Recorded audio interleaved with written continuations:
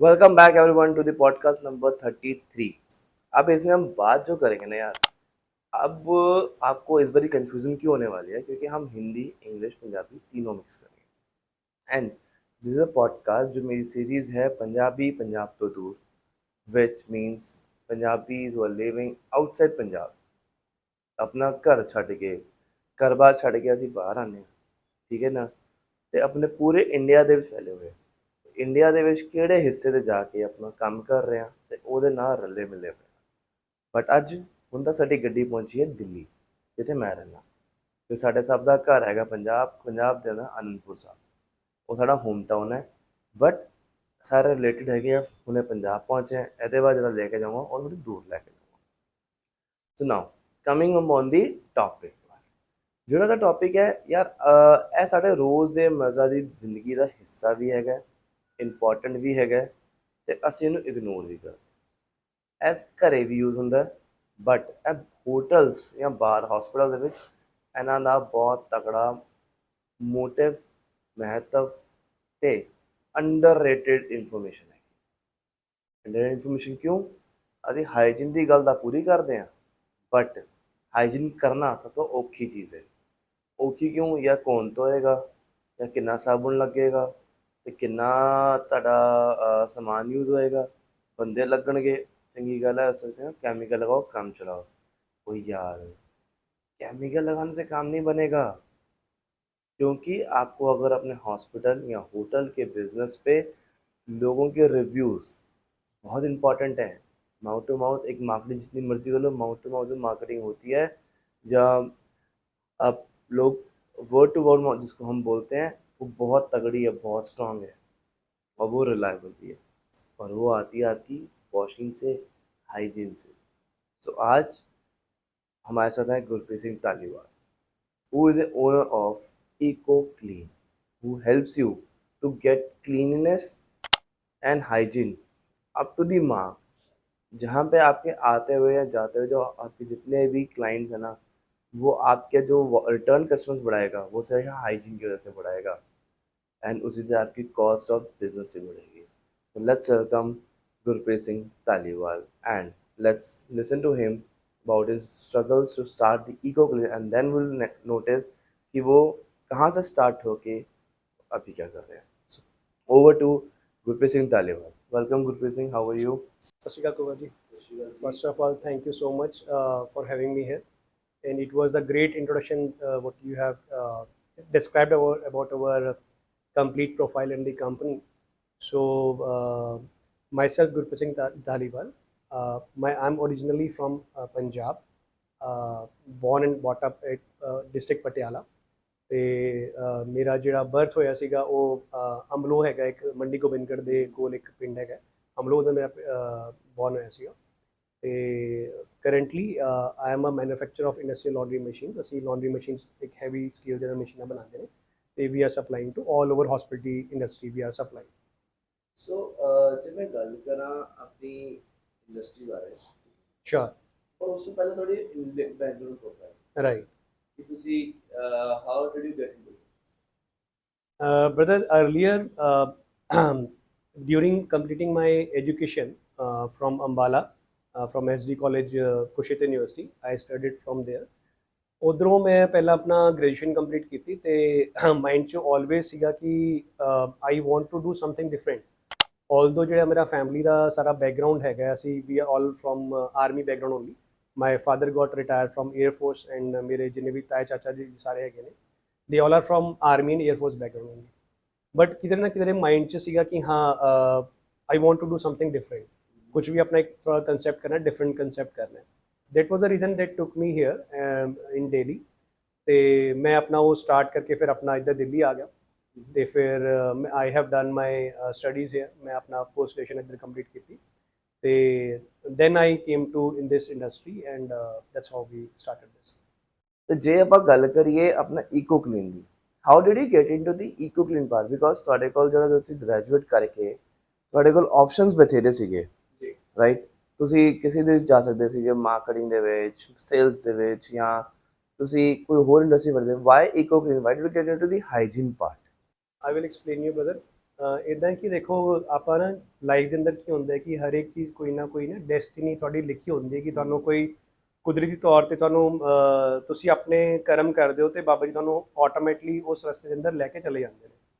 ਤੇ ਇਦਾਂ ਨਾ ਮੇਰੇ ਕੋਲ ਕਦੀ ਵੀ ਥਾਟ ਨਹੀਂ ਸੀਗਾ ਕਿ ਮੈਂ particularly because like you have mention ਕਿ ਆਪਾਂ ਲਾਂਡਰੀ ਇਕਵਿਪਮੈਂਟਸ ਹੀ ਕਿਉਂ ਆਪਾਂ ਲਾਂਡਰੀ ਵਾਲੀ ਇੰਡਸਟਰੀ ਦੇ ਅੰਦਰ ਹੀ ਕਿਉਂ ਆਣਾ ਹੈ। ਤੇ ਆਈ ਨੈਵਰ ਥਾਟ ਕਿ ਇਸ ਤਰੀਕੇ ਦੀ ਇੰਡਸਟਰੀ ਅੰਦਰ ਮੈਂ ਕਦੀ ਆਵਾਂਗਾ ਜਾਂ ਕੋਈ ਆਪਣਾ ਵੀ ਕੋਈ ਅਸੀਂ ਕੰਮ ਸਟਾਰਟ ਕਰਾਂਗੇ। ਬਟ ਜਿੱਦਾਂ ਮਤਲਬ like after completing my post graduation I got a campus placement of some company, and with the help of that company I had given some presentation to my previous company। मतलब अपना काम start ਕਰਨ ਤੋਂ ਪਹਿਲਾਂ ਮੈਂ ਉਧਰ ਆਪਣਾ product ਨੂੰ ਪੁਰਾਣੀ ਕੰਪਨੀ ਦੇ ਪ੍ਰੋਡਕਟ ਨੂੰ ਅਸੀਂ ਪ੍ਰਮੋਟ ਕਰਨ ਲਈ ਮੈਂ ਆਪਣਾ ਉਧਰ ਗਿਆ ਸੀਗਾ। ਤੇ during my discussion of that product with the owner of that company ਤੇ ਆਪਣਾ ਡਿਸਕਸ਼ਨ ਹੋ ਰਹੀ ਸੀਗੀ ਤੇ ਆਈ ਵਾਜ਼ ਇਨਟੂ ਸੇਲਸ ਦੈਟ ਟਾਈਮ। ਤੇ ਮੈਂ ਉਹਨਾਂ ਨੂੰ ਆਪਣੇ ਪ੍ਰੋਡਕਟ ਬਾਰੇ ਐਕਸਪਲੇਨ ਕਰ ਰਿਹਾ ਸੀਗਾ ਤੇ they have asked me that why you are into this sector, you have capability and why don't you join our company। that's how selling from a magazine to selling of the machines I came into this industry। So that was the reason they took me, and from there I get involved into this laundry industry। That's a very interesting part. Keep on selling from a magazine to the cleaning industry. And I guess if I'm not wrong, it's very difficult to sell a magazine, and I will not say difficult. It's very different selling an industry from a magazine to selling a machines. It's a two different genres you have jumped from. Yes Kumar ji, there lot of difference. ਦੇਖੋ ਤੁਸੀਂ magazine ਜਦੋਂ ਤੁਸੀਂ ਆਪਣੀ sale ਕਿਧਰੇ ਕਰਨੀ ਹੈ ਨਾ ਤੇ magazine you only have to open a book and you have to tell the customers ਕਿ ਤੁਸੀਂ ਆਪਣੀ ਸਾਨੂੰ ਐਡ ਦਿਓ, ਅਸੀਂ ਇੱਕ ਮੈਗਜ਼ੀਨ ਦੇ ਅੰਦਰ ਸਾਨੂੰ ਐਡ ਨੂੰ ਪ੍ਰਮੋਟ ਕਰਾਂਗੇ। ਐਟ ਦੈਟ ਟਾਈਮ ਤੁਹਾਨੂੰ ਪਤਾ ਕਿ ਇਟ ਵਾਜ਼ ਡਿਊਰੇਸ਼ਨ ਆਫ 2007 2008 ਦਾ ਜਿਹੜਾ ਟਾਈਮ ਸੀਗਾ ਤੇ ਉਹਦੇ ਅੰਦਰ ਪ੍ਰਿੰਟ ਮੀਡੀਆ ਜਿਹੜਾ ਜ਼ਿਆਦਾ ਬੂਮ ਸੀਗਾ ਤੇ ਅਸੀਂ ਉਸ ਟਾਈਮ ਉਹਨੂੰ ਪ੍ਰਮੋਟ ਕਰਦੇ। But you have only one resource where you have to wherever you are going, you have to bring that book and you have to explain your complete company to the customer। but either ki hai, you have 200 kind of equipments in the industry ਤੇ ਉਸ industry ਦੇ ਅੰਦਰ involve ਹੋਣ ਤੋਂ ਪਹਿਲਾਂ ਤੁਹਾਡੇ ਕੋਲ ਉਸ ਚੀਜ਼ ਦੀ ਟੈਕਨੀਕਲ ਇਨਫੋਰਮੇਸ਼ਨ ਹੋਣਾ ਬਹੁਤ ਜ਼ਰੂਰੀ ਹੈ ਤੇ it doesn't come in a single day। it took me lot time because I have spent lot of time in some running laundries of hotels, hospitals, even I have been to some prisons as well, ਜਿੱਧਰ ਆਪਾਂ observe ਕਰਦੇ ਸੀਗੇ ਕਿ laundry equipment basically ਹੈ ਕੀ ਚੀਜ਼ ਹੈ ਤੇ customer ਦੀ need ਕੀ ਹੈ, ਰਿਕੁਆਇਰਮੈਂਟਸ ਕੀ ਹੈ। ਤੇ ਹੌਲੀ ਹੌਲੀ ਕਰਕੇ ਫਿਰ ਉਹਨਾਂ ਚੀਜ਼ਾਂ ਦੇ ਬਾਰੇ because I am from technical background, I did my BSc electronics from Kurukshetra university ਤੇ ਥੋੜਾ ਜਿਹਾ ਟੈਕਨੀਕਲ ਬੈਕਗਰਾਊਂਡ ਤਾਂ ਸੀਗਾ ਹੀ ਬਟ ਕੰਸੈਪਟ ਡਿਫਰੈਂਟ ਸੀਗਾ ਤੇ ਕੰਸੈਪਟ ਨੂੰ ਅੰਡਰਸਟੈਂਡ ਕਰਨ ਲਈ ਸਾਨੂੰ ਬਹੁਤ ਡੀਪਲੀ ਸਟੱਡੀ ਕਰਨ ਦੀ ਰਿਕੁਆਇਰਮੈਂਟ ਸੀਗੀ ਤੇ that's how मतलब थोड़ा जिहा सानू स्टडी करन च टाइम लग गया। So how exactly the EcoClean starts? I guess also something glimpse मिल गया. Where did you get into the industry?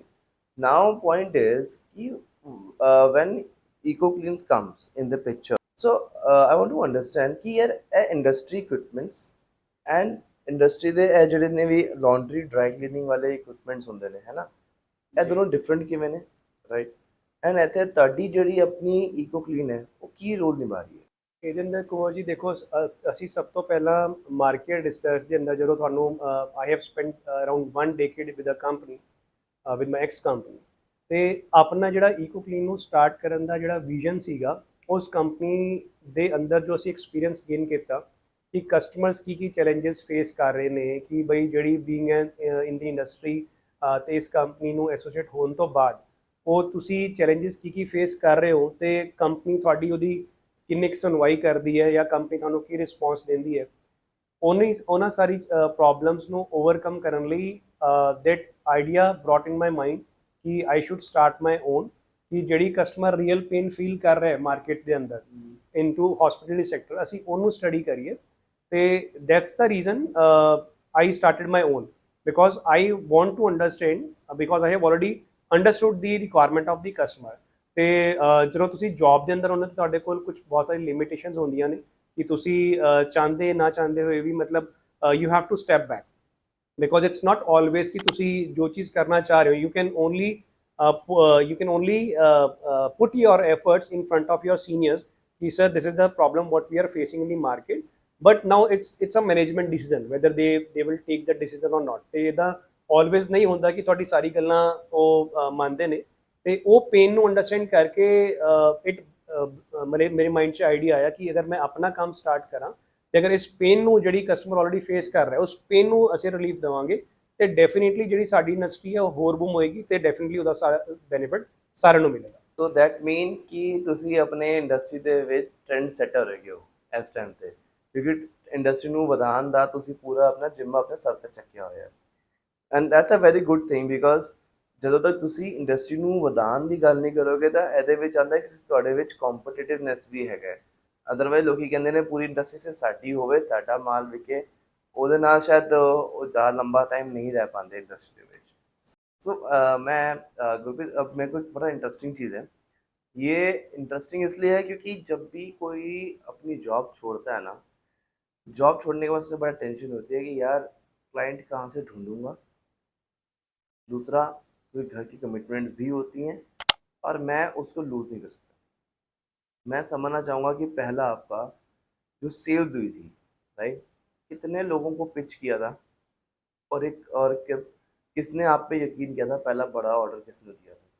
मतलब हो सकता है छोटा ऑर्डर भी आया हो आपके पास, बट कितने लोगों को पहले आपने ऑर्डर पिच किया, उन्होंने रिजेक्ट किया, और फिर कौन सा बड़ा ऑर्डर मिला था? हाँ जी कुंवर जी, ये तो आपने बहुत ही इंटरेस्टिंग क्वेश्चन पूछा है और मैं आपको इसका एक एग्जांपल लाइव शेयर करूँगा। देखो डेफिनेटली जब कोई हम अपना जॉब क्विट करते हैं ना, तो आपके ऊपर बहुत सारे लेवल के प्रेशर्स होते हैं। आपके पास फैमिली लेवल का भी प्रेशर होता है, आपके ऊपर सोशल प्रेशर भी होता है, आपके ऊपर फाइनेंशियल प्रेशर भी होता है, और आपको ये चीज़ अंडरस्टैंड भी करनी पड़ती है कि भाई आप इतना बड़ा रिस्क फैक्टर ले रहे हो, है ना, और आपके ऊपर फैमिली में बहुत सारे डिपेंडेंट लोग भी हैं ना जो आपके ऊपर ट्रस्ट कर रहे हैं, तो आपके उनको ट्रस्ट के ऊपर भी आपको खरा उतरना है। तो फैमिली को कन्विंस करना बहुत इम्पॉर्टेंट डिसीज़न था उस टाइम मेरे लिए। फैमिली को कन्विंस करना पड़ा, वाइफ को कन्विंस करना पड़ा, बिकॉज अल्टीमेटली देखो जो लाइफ की जर्नी होती है वो सिर्फ ऐसा नहीं होता कि आप अपनी लाइफ में कोई भी डिसीजन ले लेते हैं और आप उस जर्नी को अकेले कभी भी ट्रैवल नहीं कर सकते। तो उस जर्नी को अंडरस्टैंड और ट्रैवल करने के लिए आपको फैमिली सपोर्ट बहुत ज़रूरी है। फैमिली सपोर्ट होने के साथ साथ आपको मेंटली बहुत प्रिपेयर होना पड़ता है, और आपको एक कहते हैं ना you have to take some risk, है ना, टू अचीव समथिंग। तो वो रिस्क लेना भी बहुत ज़रूरी होता है।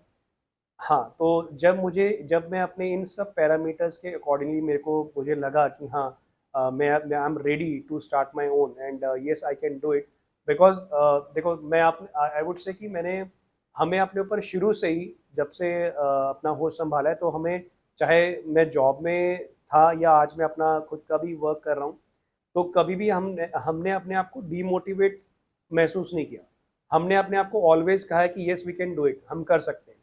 तो उसी पॉजिटिविटी और डिग्निटी को लेकर मैंने था कि नहीं एक बार हम इसको काम को करके देखेंगे, बाकी जिद्दां बाबा जी ਨੂੰ ਮਨਜ਼ੂਰ ਹੋਏਗਾ ਉਹ ਤਾਂ ਦੇਖੋ ਸਭ ਤੁਹਾਨੂੰ ਪਤਾ ਹੈ ਕਿ ਆਪਣਾ ਤੁਸੀਂ ਕਰਮ ਕਰਦੇ ਚਲੋ, ਫਲ ਦੀ ਚਿੰਤਾ ਨਾ ਕਰੋ। ਤੇ ਦੈਟਸ ਹਾਊ ਮੈਂ ਆਪਣਾ ਸਟਾਰਟ ਕੀਤਾ। ਤੇ ਜਿਵੇਂ ਤੁਸੀਂ ਪੁੱਛਿਆ ਕਿ what was your first thing like how you have cracked that deal, ਤੇ ਇਹ ਬੜਾ ਥੋੜਾ ਜਿਹਾ ਸਟ੍ਰੇਂਜ ਵੀ ਹੈ ਤੇ people should know my first experience of sale as well. ਦੇਖੋ ਜਦੋਂ ਤੁਸੀਂ ਕਿਸੇ ਬ੍ਰਾਂਡ ਨੂੰ ਜਦੋਂ ਕਿਸੇ ਨੂੰ ਆਪਣੇ ਕੋਲ ਲੈ ਕੇ ਜਾਂਦੇ ਹੋ, ਤੁਸੀਂ ਆਪਣਾ ਇੱਕ ਸਬਜੈਕਟ ਨੂੰ ਕਿਸੇ ਕੋਲ ਰਿਪਰੈਜ਼ੈਂਟ ਕਰਦੇ ਹੋ, ਹੈ ਨਾ, ਤੇ you have an number of clients, you can give XYZ reference ਕਿ ਸਾਡਾ ਪ੍ਰੋਡਕਟ ਇੱਧਰ ਲੱਗਿਆ ਹੋਇਆ ਹੈ, ਸਾਡਾ ਪ੍ਰੋਡਕਟ ਇੱਧਰ ਲੱਗਿਆ ਹੋਇਆ ਹੈ ਨਾ, you can give them lot of reference। ਤੇ ਜਿਹੜਾ ਫਸਟ ਟਾਈਮ ਸੇਲ ਕਰਨ ਦਾ ਐਕਸਪੀਰੀਅੰਸ ਸੀਗਾ ਉਹ ਬਹੁਤ ਹੀ ਡਿਫਰੈਂਟ ਸੀਗਾ। ਤੇ I will share that example. ਮੈਂ ਲਖਨਊ ਇੱਕ ਕਸਟਮਰ ਦੇ ਕੋਲ ਗਿਆ ਤੇ ਮੈਂ ਉਹਨੂੰ ਪੂਰਾ ਐਕਸਪਲੇਨ ਕੀਤਾ ਕਿ ਬਈ ਇਸ ਤਰੀਕੇ ਨਾਲ ਸਰ ਹੁਣ ਮੈਂ ਜੌਬ ਕੁਇਟ ਕਰ ਦਿੱਤੀ ਹੈ ਔਰ ਮੈਂ ਆਪਣਾ ਆਪ ਦਾ ਕੰਮ ਸਟਾਰਟ ਕੀਤਾ ਹੈ, ਤੇ ਬਈ you are my first customer ਜਿਹਨੂੰ ਮੈਂ ਪਿਚ ਕਰ ਰਿਹਾ, ਤੇ now it's up to you ਕਿ ਤੁਸੀਂ ਮੇਰੇ ਉੱਪਰ ਫੇਥ ਕਰ ਸਕਦੇ ਹੋ ਕਿ ਨਹੀਂ ਕਰ ਸਕਦੇ ਹੋ, ਜਾਂ ਤੁਸੀਂ ਮੈਨੂੰ ਇੱਕ ਚਾਂਸ ਦੋਗੇ ਕੰਮ ਕਰਨ ਦਾ। ਤੇ ਉਹਨਾਂ ਕਸਟਮਰ ਥੋੜਾ ਜਿਹਾ I should not take the name of that company, but he is associated with some political party, ਤੇ ਉਹਨੇ ਕੀ ਕੀਤਾ, ਉਹਨੇ ਮੇਰੇ ਸਾਹਮਣੇ ਇੱਕ ਗਨ ਰੱਖ ਦਿੱਤੀ ਤੇ ਹੀ ਵਾਸ ਵੇਅਰਿੰਗ ਕੁੜਤਾ ਪਜਾਮਾ। ਯੂਪੀ ਦੇ ਕੋਈ ਕਸਟਮਰ ਸੀਗੇ, ਤੇ ਮੇਰੇ ਮਾਈਂਡ 'ਚ ਆਇਆ ਤਾਂ ਇੱਕ ਵਾਰੀ ਕਿ एक ही हो रहे हैं, बट ओनर ने क्या कि हाँ यार आपके फेस के ऊपर एक मुझे फेथ नज़र आ रहा है, एक मेरे को ट्रस्ट नज़र आ रहा है। हाँ, लेकिन आप मुझे आपका और सेटअप तो कहीं लगा नहीं हुआ, तो मैं ऊपर आपके ऊपर तो मैं फेथ कर सकता हूँ, बट आप जो बात बोल रहे हो वो बात आप मुझे वाकई डिलीवर करोगे या नहीं करोगे। तो वो उस कस्टमर को फेथ नहीं हो रहा था। तो अपना फर्स्ट काम था, तो मेरे माइंड में उसकी बात समझ में आई कि हाँ वो भी कोई कस्टमर बात गलत नहीं कह रहे। तो मैंने उनको यही बोला कि सर देखो मैं ये कर सकता हूँ कि आपका जो भी हमारे उस प्रोडक्ट की कॉस्ट अराउंड 10 लाख के रुपीज़ के आसपास कॉस्ट थी। मैंने उनको ये एक्सप्लेन किया कि ठीक है सर, आप 10 लाख रुपये डोंट पे मी एनीथिंग, आप मुझे कुछ अमाउंट पे मत करो, आप मेरे ऊपर फेथ कर रहे हो, मेरे लिए वही बहुत है। आप हमारे प्रोडक्ट को देखो, समझो, यूज़ करो, अगर आपको लगता है कि हमने वाकई आपके साथ जस्टिफिकेशन की है और जो हमने आपको कमिट किया है हमने वो वाकई आपको डिलीवर किया है, then you can take the decision. Customer ने इस चीज़ को समझा, उसने कहा कि हाँ आदमी जो कॉन्फिडेंटली तो बात कर रहे हैं और डेफिनेटली मैं इसको एक ट्राई करके दे सकता हूँ। He was nice customer. तो उन्होंने हमसे कमिटमेंट किया और उन्होंने एक हमें 1 लाख रुपीज़ का एडवांस के तौर पे हमें चेक भी इशू किया। तो which was the first check and first achievement for us. तो उन्होंने हमें चेक दिया और हमने उस चेक को डिपॉजिट किया। दिवाली के आसपास के दिन थे, कस्टमर की ये रिक्वायरमेंट थी कि दिवाली से 2 से 3 दिन पहले ये इक्विपमेंट हमारे पास आ जाना चाहिए। तो उस टाइम जो दिवाली की डेट थी 28 नवंबर के आसपास की डेट थी। हमने 2 डेज पहले उसका टाइमली उसको इक्विपमेंट डिलीवर किया, वहाँ पे हमने सप्लाई किया। कस्टमर जब इक्विपमेंट के सामने खड़ा हुआ था तो कस्टमर ने हमें एक वीडियो कॉल किया और कस्टमर वॉज सो इम्प्रेस कि आपने जो मुझे कहा था, जो आपने मुझे एक्सप्लेन किया था, उससे कहीं बढ़कर है, आपने अपना 100% एफर्ट डाला है। और उस दिन कस्टमर हमसे उन्होंने कस्टमर ने हमें इतना सपोर्ट किया, उन्होंने कहा कि नहीं गुरप्रीत, आपने डेडिकेटली काम किया, अच्छा काम किया, अगर आज मैं आपको सपोर्ट नहीं करूंगा तो आज आप अपना उस चीज़ को लेके थोड़ा सा डाउन हो सकते हो, आपका मोरल डाउन हो सकता है। तो उसने बोला कि क्योंकि आपने ईमानदारी से काम किया और आपने अच्छे से काम किया है। उस दिन उन्होंने कस्टमर ने जो मेरी 9 लाख रुपीज़ पेंडिंग पेमेंट थी, विदाउट एनी क्वेश्चन उन्होंने 100% पेमेंट हमारी क्लियर की। So that was my first journey with that customer. और वो एक कस्टमर है जिनकी सपोर्ट की वजह से 1 to हमारा 10 कस्टमर्स हुए, 10 के 20 हुए और अब journey continues. Presently global market के अंदर हमारी टोटल 5000 प्लस इंस्टॉलेशन है।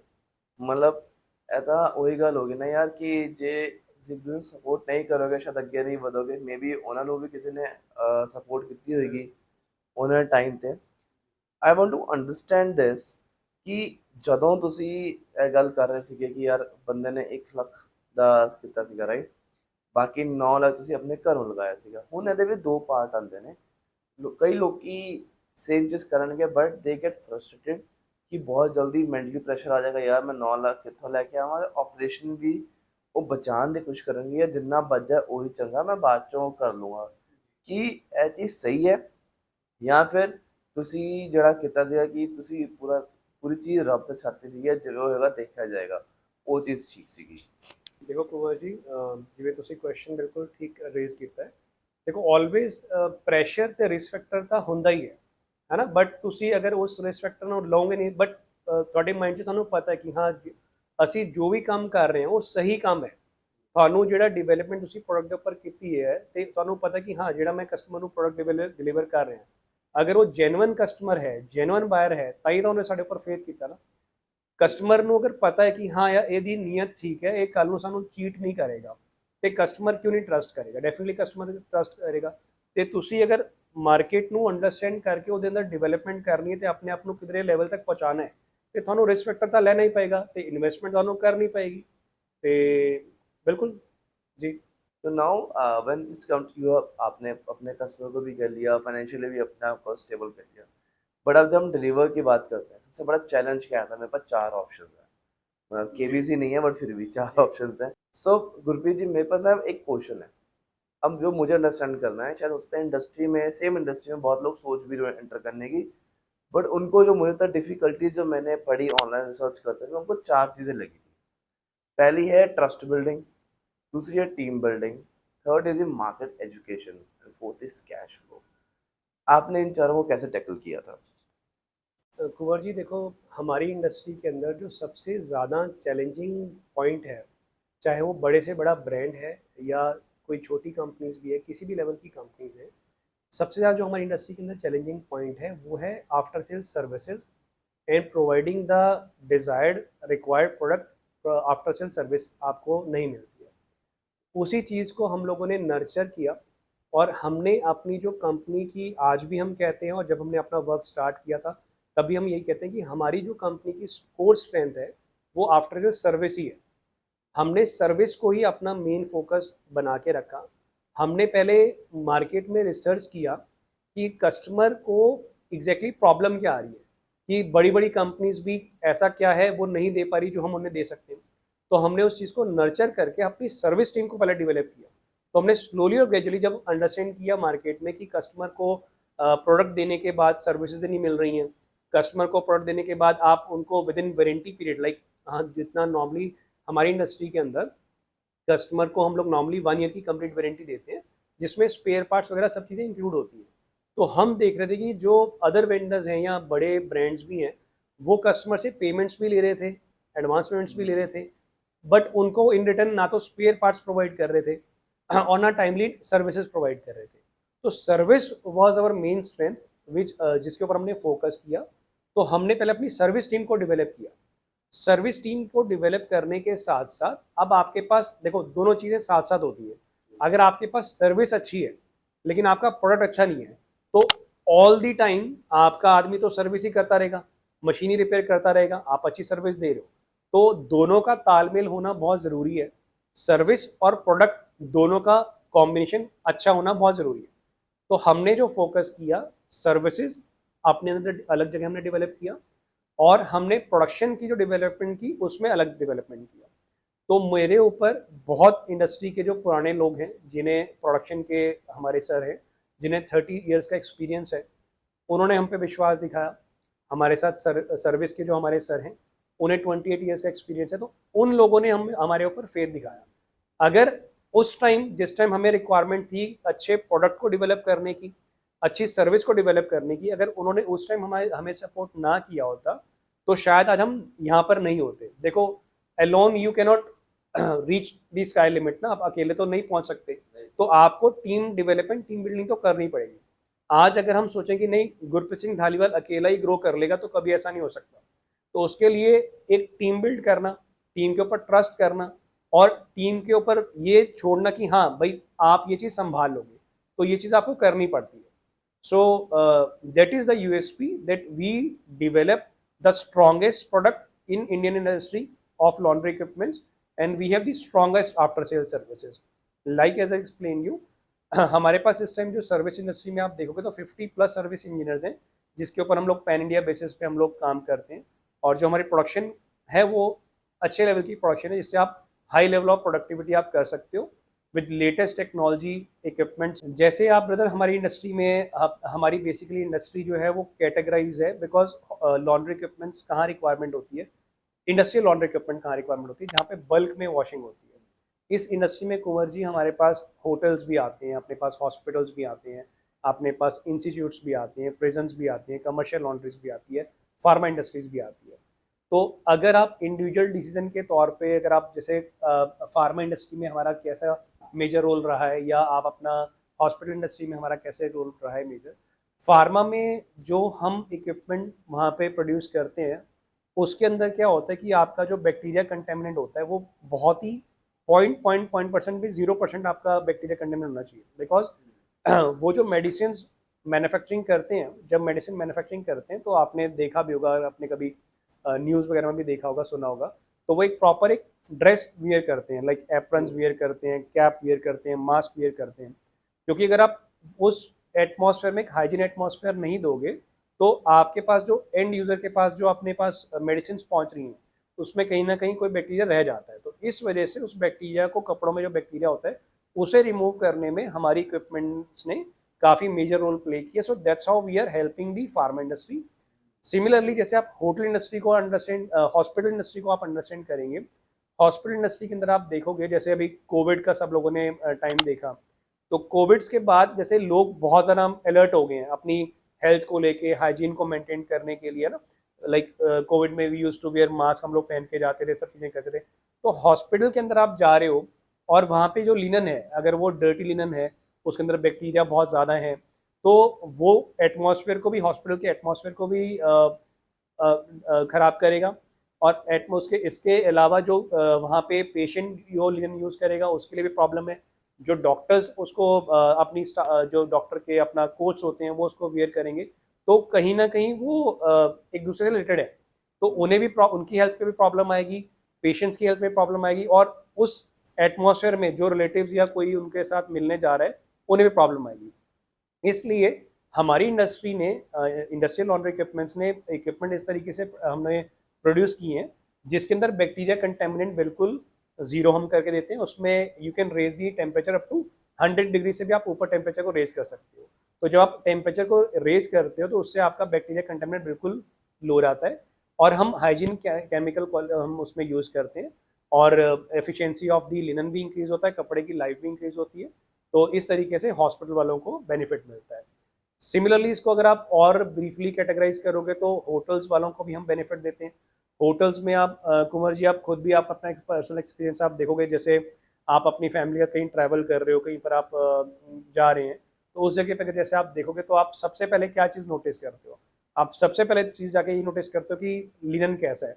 आप सबसे पहले देखो ना, आप रूम में आप एंटर करते हो, आजकल तो आपको पता ही है यूथ क्या करता है, आजकल एक वो रूम टूर देता है ना। तो रूम टूर में देने से पहले सबसे पहले देखा कि मेरा लिनन कैसा है। टावल्स आप जाओगे, टावल्स वगैरह, तो टावल्स अगर आपके हार्ड होंगे, स्क्रबिंग करते ना उसको, आपको बहुत हार्ड फील होगा, या जिस बेडशीट को आप यूज़ कर रहे हो उसमें कहीं ना कहीं कोई होल होगा, या डर्टी होगा, या कोई ऑयल का स्टेन होगा, तो आप ऑटोमेटिकली उसके रिव्यूज़ जो होंगे ना उस पर, आप जो मेक माई ट्रिप पे रिव्यूज़ देते हो या गो आई बी पर रिव्यूज देते हो या कहीं पर भी आप रिव्यूज़ देते हो, आप उसमें डेफिनेटली बैड रिव्यूज़ दोगे। इससे आपको भी अच्छा नहीं लगेगा, और जो उस होटल के ओनर्स हैं, जो मैनेजमेंट है, उन्हें भी अच्छा नहीं लगेगा। तो इसीलिए we are playing a major major role in the hospitality sector, where we are catering our hotel industry, hospital industry, pharma industries and other industries जहाँ पर इक्विपमेंट्स का यूज जो है बल्क वॉशिंग के लिए यूज होता है। हाँ जी। बड़ी सही बात बताई आपने गुरप्रीत, कि हमारे पास जो ये चीज़ें हैं ना, कि कहाँ कहाँ क्लीननेस एक्चुअल नीड होता है, और हम जब रूम में या कहीं पे भी जाते हैं तो हम पहले यही चेक करते हैं कि यार क्लीननेस है कि नहीं है। क्योंकि क्लीननेस नहीं होगा तो यार या तो बग्स आ जाएंगे या हमें प्रॉब्लम होंगी, इससे बेटर है यार पहले। क्योंकि मेरे को इससे ना एक बहुत तगड़ा चीज़ याद आई। तगड़ी क्या है, अभी कुछ टाइम पहले शार्क टैंक पे आया था। जी। शार्क टैंक पे आया था कि यार एक 3 पार्टनर्स आए थे। उन्होंने कहा था वो 80 सेकंड में वो एक टॉवल धो देंगे। अब मुझे ये चीज़ समझनी है, क्या वो 80 सेकंड जो था शार्क टैंक वाला जिन्होंने क्लेम किया था, क्या वो पॉसिबल था? फर्स्ट। सेकंड, उन्होंने 80 सेकंड में धोए तो नहीं थे, बट क्या वो 80 सेकंड क्या हाइजीनिक होगा, हाईली केमिकलाइज्ड होगा, तो क्या वो बेनिफिशियल होगा कि नहीं होगा, ये मुझे समझना है आपसे।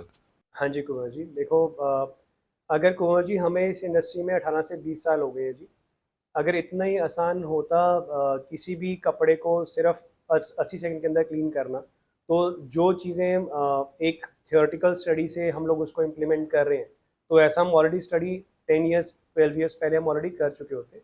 अगर आप एक ब्लो ड्रायर का प्रोविजन उसके अंदर मशीन के अंदर अपना करके आप सोच रहे हैं कि हाँ कपड़ा हमारा 100% क्लीन हो गया, हाइजीन मेंटेन्ड हो गया, या वॉशिंग की हमने क्वालिटी को इंक्रीज़ कर लिया, तो ऐसा प्रैक्टिकली पॉसिबल नहीं है।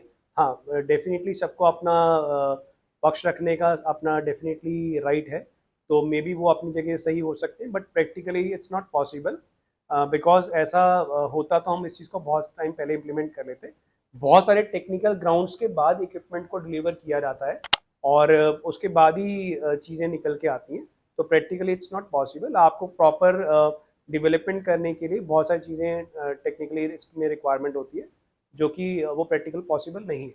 बट मेरे को अभी भी समझना है कि जो उन्होंने 80 सेकंड का उन्होंने टाइम दिया था, अगर वो नहीं है तो कितने सेकंड लगते हैं एक्चुअल में, और उसके हाँ कितने सेकंड लगेंगे उसको? So ji, like we deals in industrial laundry equipments, है ना, our capacity starts from 15 kilo capacity। तो let's talk about a 15 kilo machine only, है ना, हम 15 किलो की मशीन की बात करते हैं। तो एज इफ नाउ जो लेटेस्ट टेक्नोलॉजी की इक्विपमेंट बन रही है उसमें एक ही मशीन के अंदर कॉम्बिनेशन होता है, जिसमें आप कपड़े को वॉश करते हैं और उसमें से पानी को स्क्वीज करते हैं, रिंस करते हैं। तो अगर आप कंसोलिडेटली टाइम मानते हैं जिसमें आपका कपड़ा वॉश भी हो जाता है, उसमें पानी रिंस भी हो जाता है और कपड़ा ड्राई भी हो जाता है, तो उसका कंसोलिडेटली जो टाइम है कम से कम 90 मिनट्स का टाइम है। तो अगर आप उसे कोई कहे कि 80 सेकंड्स में हम क्लीनिंग कर सकते हैं तो प्रैक्टिकली इट्स नॉट पॉसिबल। कम से कम जो साइकिल टाइम है वो 90 मिनट्स का साइकिल टाइम रहता है। हाँ जी। ये तो काफ़ी बड़ा डिफरेंस हो गया, मतलब 90 सेकेंड्स 90 मिनट्स वर्सेस 80 सेकेंड्स, मतलब बहुत बड़ा डिफरेंस है। तो आई गेस जो वो कामयाब नहीं भी हो पाए थे, which is frankly we all know कि वो लोग कामयाब नहीं हो पाए थे इसके ऊपर भी, जो आई गेस शार्क टैंक में भी पता लग गया था। बट इवेंचुअली मुझे लगा था शायद एक 80 सेकेंड नहीं, 1 मिनट होगा, 2 मिनट हो जाएंगे, 3 मिनट हो जाएंगे, but 90 minutes you are telling कि क्योंकि because you already doing it. हाँ बिल्कुल कुमार जी, बिकॉज इसमें ना अगर आप देखो प्रिंसिपल ऑफ द इक्विपमेंट समझेंगे तो प्रिंसिपल ऑफ द इक्विपमेंट्स क्या है। पहले आपका इक्विपमेंट में पानी लिया जाता है, फिर उसके बाद काफ़ी सारे उसमें आपको रिंस चाहिए होते हैं, केमिकल्स की क्लीनिंग होती है, फिर टेम्परेचर को आपको रेज करना है आपको, फिर उसके बाद टेम्परेचर को कूल डाउन करना है, फिर उसको वाटर को आपको ड्रेन करना है, और एक ही बारी में वाटर भी आएगा, फिर केमिकल भी ड्रेन होगा, है ना। तो पूरा प्रोसेस है, तो yes definitely practically it's not possible.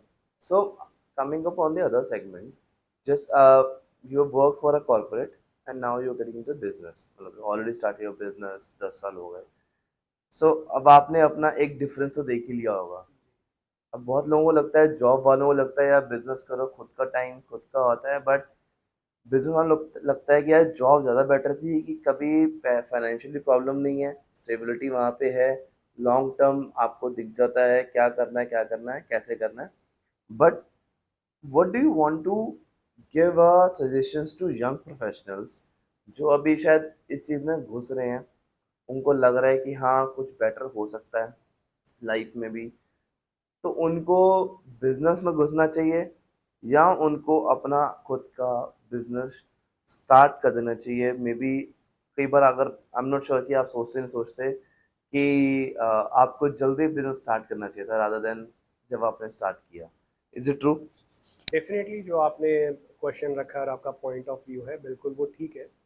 देखो आज की जो प्रेजेंटली हम जिस टेक्नोलॉजी में और हम जिस प्रेजेंट टाइम में हम सब अभी अवेलेबल हैं, उस टाइम के अकॉर्डिंगली आप देखोगे तो जो अभी अपना करंट यूथ है उसके अंदर जो थिंकिंग पावर है, जो उनकी डेवलपमेंट वो लोग सोचते हैं तो वो बहुत ही आगे का सोच के चलते हैं। तो मैं डेफिनेटली उनको अगर हमारा जो कहते हैं ना मिलेनियल्स का एक मेल हो जाता है, जैसे अगर वी आर इनटू 40s, अगर हमारा और एक 20s की जो एज ग्रुप का मेल हो जाए, टेक्नोलॉजी और experience, because we also work aggressively, so they also want to be aggressively in the market. तो अगर दोनों का मेल हो जाए तो definitely it is going to be great development हो सकता है। अगर उनकी माइंड में जो टेक्नोलॉजी चलती है, उनकी जो थिंकिंग चलती है वो बहुत एडवांस थिंकिंग है। हम लोग जो मेरी पर्सनल अपना ओपिनियन है, बिकॉज हमें उस लेवल से हम निकल के हैं।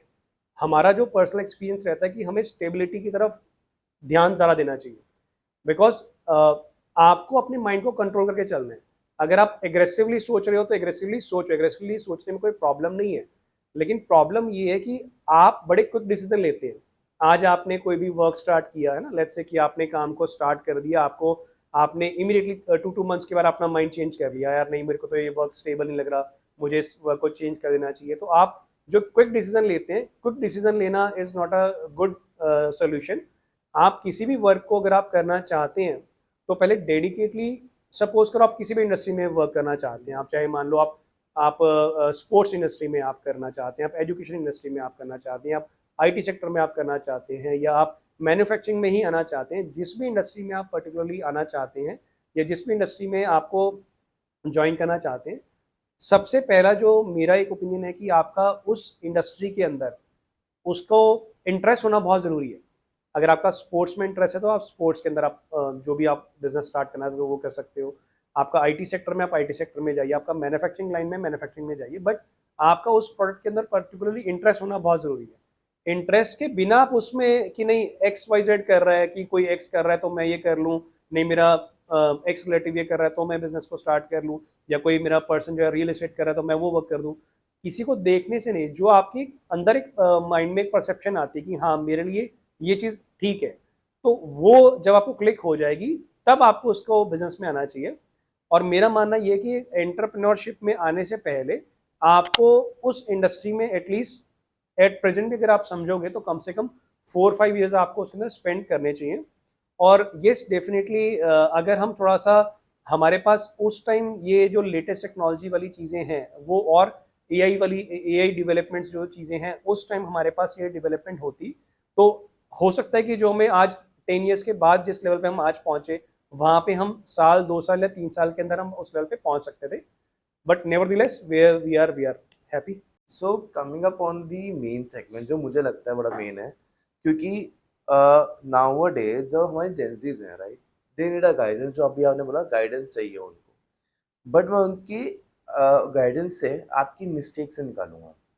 पहला, I need your top 3 mistakes जो अभी तक आपने करी हो, कभी आपने अपनी इस एंटरप्रेन्योर जर्नी में, and the top 3 tips you want to give to the young entrepreneurs कि वो मिस्टेक ना करें एंड वो क्या बेटर कर सकते हैं, so that that can help them कि उनके 10 साल ये स्किप हो जाए और वो जल्दी उसको अचीव कर पाए। बिल्कुल कुमार जी।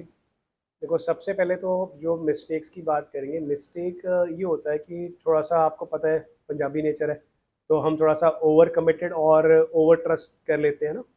तो क्या होता है कि जैसे हमारी लाइन के अंदर we are doing government projects as well, we are doing multinational projects as well, we are doing private projects as well. हमारी इंडस्ट्री के अंदर जैसे नॉर्मली क्या है, हॉस्पिटल्स होते हैं, हॉस्पिटल जो सेक्टर होता है, गवर्नमेंट हॉस्पिटल्स जो होते हैं, गवर्नमेंट हॉस्पिटल्स क्या करता है कि आपको एक टोकन अमाउंट देके आपको ऑर्डर बुक कर लेता है।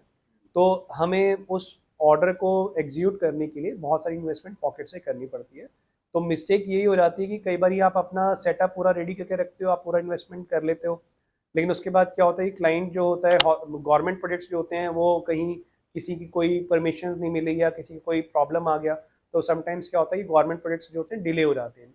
तो डिले होने के कंसिक्वेंसेस जो होते हैं वो एक मैन्युफैक्चरर के ऊपर, एक वेंडर के ऊपर बहुत ही बुरे होते हैं, क्योंकि आपने अपना सब जो कमर्शियल्स होते हैं वो आप ऑलरेडी लगा चुके होते हो, आप अपनी स्पेस एक्वायर कर चुके होते हो। तो उसके बाद फिर क्या है, you don't have any option, आप सिर्फ उनके आगे रिक्वेस्ट कर सकते हो। तो थोड़ा सा मैं यही मेरी एक इनपुट उसमें यही है, मिस्टेक यही कहूँगा कि जब तक हम कस्टमर से एक पूरा प्री क्वालिफाइड डिस्कशन ना कर लें कि आपको इक्विपमेंट टाइमली लेना पड़ेगा, टाइमली आपको पेमेंट करना पड़ेगा, तो तब तक आई थिंक उस पर डिसीजन नहीं लेना चाहिए। तो ये मेरा इसके अंदर इनपुट है। Now last question, one of the last questions. अगर आज आपकी एज हो 22-25 के बीच में, राइट, आपको दोबारा से अपना बिजनेस स्टार्ट करना हो, व्हाट आर टॉप थिंग्स जो आप इस 10 साल के एक्सपीरियंस को, अगर आपको कोई आप जैसा मेंटोर मिला होता, राइट, आपको वो बताया था कि यार ये चीज़ कर तेरे को जल्दी सक्सेस मिलेगी, या उसका हिट एंड ट्रायल रन होता, तो वो क्या चीज़ें होती? अगर कुमार जी आज मैं 20 ईयर्स का होता और मुझे अपना वर्क स्टार्ट करना होता, तो सबसे पहले जो मैं डेवलपमेंट अपने बिजनेस के अंदर था, because today we are all living on a showbiz life, everybody is living. So मेरा जो फोकस होता वो अपने बिजनेस को शोकेस करना ज़्यादा होता, बिकॉज शोकेस में क्या ना, आप अपने आपको जितना एक्सपेंशन के तौर पे आप मार्केट में दिखा सकते हैं कि हाँ हमारा, बिकॉज अभी हमारे पास क्या होता है कि जब हमने वर्क किया तो हमारे पास बहुत ज़्यादा रिसोर्सेज नहीं थे कि मार्केट में अपने आप को दिखाने के लिए।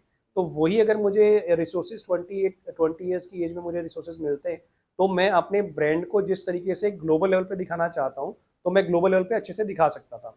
तो जैसे कि मैंने आपको एक्सप्लेन किया कि जिस चीज़ के अंदर अराउंड 15 ईयर्स का टाइम हमें लग गया, तो वो चीज़ मे भी हो सकता है कि हमारी 2-3 साल के अंदर जल्दी अचीवमेंट हो जाती। आई गेस आपने बहुत चीज़ें कंप्रेस कर दी। मैं एक चीज़ और पूछने वाला था कि how better the personal branding या ब्रांड की, आपने अपने आंसर में ही दो चीज़ों को आपने वहीं पे ही मिक्स कर दिया और बता भी दिया कि how branding is important ji for your own business, and वही एक चीज़ शायद आपको और बेटर आपको आगे भी लेके जाती है। जी so now I am coming on my closing script, like closing thing, कि इस पॉडकास्ट में ना यार आप लोगों को ना समझ आएगा कि how an entrepreneur is a different from businessman और अ ओनर। एंटरप्रेन्योर्स शायद नंबर्स पे जा जाते हैं, बट बिजनेसमैन जो होता है वो क्वालिटी पे जा जाता है। उसको पता है कि यार मेरी आफ्टर सेल सर्विस जितनी अच्छी होगी मेरा लॉन्ग टर्म प्लान रहेगा। एंटरप्रेन्योर्स जो मुझे लगता है they are not on the long term game, उनको लगता है फटाफट नंबर्स बड़े अचीव कर लें। मेरे हिसाब से जितने भी हमारे लोग जो बिजनेसमैन हैं, बिजनेस माइंडेड लोग हैं, they are not on the numbers, they are more on the quality of things they are giving to society and their customers, कि वो कस्टमर्स ही उनकी कस्टमर एक्विजिशन कॉस्ट और नीचे लेके आएगा, उनको आगे और बताएगा। So over to you, Gurpreet. How did you see this? तो जो मैंने बोला आप उसको कैसे देखते हो? And how did you suggest a new people, new businessmen who are coming into it? अब कुंवर जी, हम अपने इस बिज़नेस को जिस स्केल पे हम आज की डेट में पहुंच चुके हैं, इसे हम ग्लोबली, वर्ल्ड वाइड और भी आगे हम फर्दर लेके जाना चाहते हैं, जिसके कंसर्न में हमने अभी डेवलपमेंट अपने प्रोडक्ट्स के अंदर शुरू किया है। जैसे कि एट प्रेजेंट सबसे ज़्यादा प्रॉब्लम क्या हो रही है, like global warming, everybody is understanding what is global warming. तो हम सबसे ज़्यादा जो भी मेन फोकस कर रहे हैं, आने वाले कुछ टाइम में हम और डेवलपमेंट्स कर रहे हैं। तो our main focus is to reduce the water requirements. तो जहाँ पर हम लोगों का रिक्वायरमेंट काफ़ी ज़्यादा 100 लीटर के आसपास वाटर का रिक्वायरमेंट होता था, हम उस वाटर की रिक्वायरमेंट्स को रिड्यूस कर रहे हैं, सो दैट कि it should be water saving. जो भी हम टेक्नोलॉजी मशीन के अंदर डेवलप कर रहे हैं, उसके अंदर we are focusing how to save the water. सबसे पहले आप कहीं पर भी आप जा रहे हैं तो सबसे ज़्यादा किसी के पास भी प्रॉब्लम होती है स्पेस की। स्पेस के ऊपर हम बहुत फोकस कर रहे हैं कि हमारा जो इक्विपमेंट्स लॉन्ग टर्म साइज होता है, जो अपना काफ़ी ज़्यादा स्पेस देता है, उस इक्विपमेंट्स को हम थोड़ा सा साइज कॉम्पैक्ट कर रहे हैं। तो हमने फोकस जो भी फ्यूचर में ज़रा हम फोकस कर रहे हैं स्पेस सेविंग इक्विपमेंट के ऊपर हम फोकस करें, ताकि कम जगह पे भी आप कस्टमर को प्रोडक्ट डेवलप करके वो सर्विसेज दे पाएँ। सेकेंड, हम उस पर फोकस कर रहे हैं वाटर सेवेज के ऊपर। इसके अलावा जो हम लोग फोकस कर रहे हैं, हम लोग इलेक्ट्रिसिटी सेविंग के ऊपर फोकस कर रहे हैं, बिकॉज यही कुछ पॉइंट्स ऐसे होते हैं जो जिससे कस्टमर समटाइम्स बैकस्टेप करता है कि मेरे पास तो स्पेस नहीं है, मेरे पास तो इलेक्ट्रिसिटी कंजप्शन बहुत ज़्यादा हो जाएगी, या मेरे तो घर पे वाटर वेस्टेज भी बहुत सारी हो रही है। तो हम इन सब चीज़ों को क्लब करके हम अपने प्रोडक्ट के ऊपर डेवलपमेंट उस लेवल की कर रहे हैं कि कस्टमर को ये सब बेनिफिट मिले। इसके अलावा हम जो कंसंट्रेशन हॉस्पिटलिटी सेक्टर के अंदर तो हम लोग कर ही रहे हैं। हॉस्पिटलिटी में हम लोग, जैसे मैंने आपको बताया कि होटल्स कर रहे हैं, हॉस्पिटल्स कर रहे हैं, प्रिजन्स कर रहे हैं, इंस्टीट्यूट्स कर रहे हैं, फार्मा इंडस्ट्रीज कर रहे हैं। इसके साथ हमारी जो एक बहुत ही थोड़ी सी पीछे बैक स्टेप में इंडस्ट्री रह जाती है, जो कि हमारे मेन कारीगर हैं। हमारे जो मेन कारीगर हैं वो जो कनौजिया समाज के या जो धोबी समाज के जो लोग होते हैं, जो आज भी एट प्रेजेंट भी अगर आप स्मॉल टाउन्स में जाते हैं, छोटे शहरों में देखेंगे, जो अभी भी धोबी पछाड़ के थ्रू वो वर्क कर रहे हैं और मैनुअली वर्क कर रहे हैं। तो हमारी जो फ्यूचर में डेवलपमेंट हम कर रहे हैं, हम इस तरीके से डेवलपमेंट कर रहे हैं कि हम लोग ऐसी इक्विपमेंट्स को प्रोड्यूस करें, कुछ ऐसी रेंज हम डेवलप करें which range can help these dhobis as well. क्योंकि देखो, आज कोई मैनुअल वर्क कर रहा है ना, मैनुअल वर्क कर रहा है तो वो उनकी पीछे बैक साइड में रिब्स में प्रॉब्लम हो रही है, हेल्थ भी खराब हो रही है। आप कोई चीज़ मैनुअली वॉशिंग कर रहे हैं, आप वहाँ पे प्रॉपर क्लीनिंग नहीं कर पा रहे हैं, आप अपनी बॉडी को भी थका रहे हैं। तो अगर वही कंफर्ट जिसके लिए वो पूरा पूरा 15-15 घंटे मशीन के अंदर काम कर रहे हैं, अगर उन्हें वो कंफर्ट ऐसा दे दिया जाए कि जो 15 घंटे है उनका वो 50% रह जाए, और उनको कोई फिजिकल वर्कआउट ना करना पड़े, आराम से कपड़ा डाला, क्लीनिंग किया और ऑटोमेटिकली सब चीज़ें हो गई। तो उन लोगों के लिए भी हम डेवलपमेंट कर रहे हैं। इससे हमारी कंपनी को जो नंबर ऑफ इंस्टॉलेशंस भी बढ़ेंगी, और साथ के साथ जो ऑलरेडी मैनुअल वर्क कर रहे हैं उनको इससे रोजगार मिलेगा। मैं खुद भी पर्सनली इन चीज़ों में सर्वे कर रहा हूँ, मैंने खुद भी पर्सनल बहुत चीज़ें ऑब्जर्व की हैं। दिल्ली के पर्टिकुलरली कुछ मैंने साइट्स पे विजिट किया है, जहाँ पर मैं देखता हूँ कि मेट्रो की जो पिलर्स हैं उनके नीचे रोड्स पर मैं देखता हूँ कि बेडशीट सूख रही हैं, हॉस्पिटल के टावल सूख रहे हैं। तो उससे देखो हम कितना नुकसान कर रहे हैं, उससे हम हॉस्पिटल्स के अंदर भी नुकसान कर रहे हैं। जो आदमी इतना मैनुअली लेकर आ रहा है, वो धूप में पहले उसको डाल रहा है, फिर धूप से उसको रिमूव कर रहा है, फिर उसमें टाइम कितना कंज्यूम हो रहा है। अगर इन्हीं चीज़ों को डेवलपमेंट करके हम उन्हें एक वन स्टॉप सोल्यूशन दे देंगे, तो इससे उनका जो बॉडी में उनको एक वर्कआउट करना पड़ रहा है, इतना मेहनत करनी पड़ रही है, वो भी नहीं करनी पड़ेगी। उनका वर्क जो ऑलरेडी 15-16 घंटे में होता है, वो वर्क ऑलरेडी उनका 4 से 5 घंटे में रिड्यूस हो जाएगा। तो इससे उनको भी बेनिफिट मिलेगा, हमें भी बेनिफिट मिलेगा, और हमारा जो वर्क होगा वो ईजी मोड में हो जाएगा। That's true. एंड आपने काफ़ी होलिस्टिक व्यू में दिया कि आपकी कंपनी कहाँ का फोकस कर रही है एंड इंडस्ट्री कहाँ कहाँ पे गलतियाँ कर रही है।